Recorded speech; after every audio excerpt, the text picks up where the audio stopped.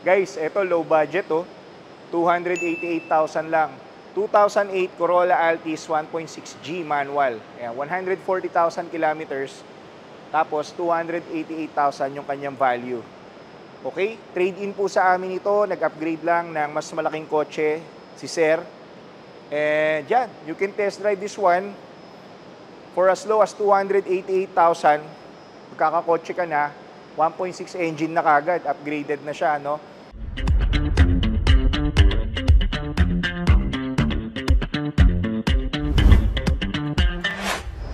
Hi everyone! Welcome back to our channel. This is Lloyd of Ugarte Cars Manila.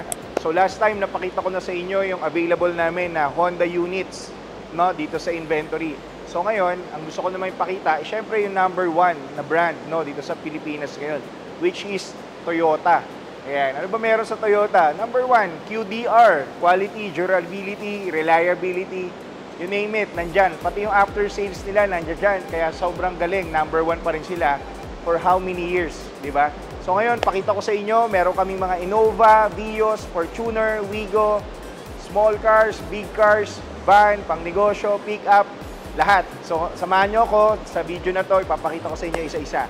Alright? Okay guys, so ngayon start tayo rito sa small car na available namin. We have this Toyota Wigo. This is a 2021 model, 1.0G automatic. Meron siyang 70,000 kilometers. Meron siyang 6,000 to 7,000 down payment lang, 13,000 for 4 years. Okay? Alam mo, nagustuhan ko rito sa Wigo guys, sobrang tipid sa gasolina. So kung nagsisimula ka pa lang, kailangan mo ng everyday car, bagay po sa'yo to. Medyo pinormahan na rin po ng previous owner. So kung meron ka namang medyo malaking bagahe, tapos nagsisimula ka din, pwede rin pang negosyo, joyride, grab, and everything. Meron din tayong dalawang Toyota Vios dito na available. So this one is 2022, 1.3 XLE CVT automatic, 618. Yan, 618,000. 85,000 down payment lang and 18,000 for 4 years. 4 years po yun guys ha, yung 18,000, 4 years. So 48 months. Okay? Meron din tayong another Vios, 2021 XLE, 25,000 kilometers. For 3 years, mababa siya. 568,000. 80,000 down payment, 17,000 for 48 months. Ayan, no? Pogi. At syempre, medyo lumalaki na yung pamilya mo. Kailangan mo ng mas bigger car. Galing ka ng Vios, galing ka ng Wigo. Nanganak yung misis mo. Kailangan mo ng service sa school, sa mga bata. Upgrade na tayo ngayon sa 7-seater. So this one is 2019 Toyota Rush. Ayan, 68,000 kilometers, 858,000 ang kanyang SRP. Tapos 113,000 lang ang down payment and 25,000 for 4 years. Naka Toyota Rush ka na. So pareho pong top of the line yan. Itong isa ay 2020 model naman. 838, 36,000 kilometers, 110 cash out, 25,000 for 4 years. Ayan. Okay? So, visit lang kayo guys. Pag may nagustuhan kayo rito sa mga Toyota na units na available, pwedeng trade-in. Nag-accept kami trade-in. You can just bring your old car. I-appraise namin. We call it one-stop shop pag nagustuhan nyo yung value. So, next, meron din tayo ritong tatlong Toyota Innova na pang pamilya, pang long drive, multi-purpose vehicle, kaya MPV kung tawagin. Meron din tayong 2019 Innova e-diesel manual with 23,000 kilometers, 898,000 cash value, and 117,000 all-in down payment, 26,000 lang for 4 years. Naka-Toyota Innova ka na. Guys, ang makina ng Innova, 2.8, kaya very responsive, very powerful, and very fast, di ba? Pagka drive mo sa highway yan, sarap gamitin ng Innova. Mabilis. So ito, gusto ko kulay nito. Ganda oh. 2019 Innova G Diesel Automatic. Top of the line ng Innova. Sumunod sa V. So 81,000 kilometers. 938,000 ang kanyang value. Tapos 122 cash out lang. all in na yun, 28,000 for 4 years. Naka Toyota Innova ka na, nakasing-inis nito. Diba? Automatic pa, top of the line. Ito naman, mukhang naglo-long drive din yung previous owner. 2018 Innova e-diesel automatic. Medyo mataas lang yung kilometer reading niya, 100,000. Pero I'm sure it's well-maintained. Toyota, basta well-maintained, wala kang magiging problema. 878,000 lang. 115,000 down payment. 26,000 for 4 years. Makukuha nyo na. Okay, meron tayong roof rack.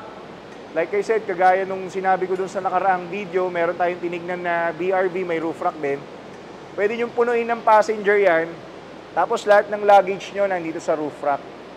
Diba? Para ma-maximize nyo yung space dun sa loob. Kaya naglalagay sila ng roof rack, yung mga previous owner. Okay, so next. Guys, eto low budget oh. 288,000 lang. 2008 Corolla Altis 1.6G manual. Ayan, 140,000 kilometers. Tapos 288,000 yung kanyang value.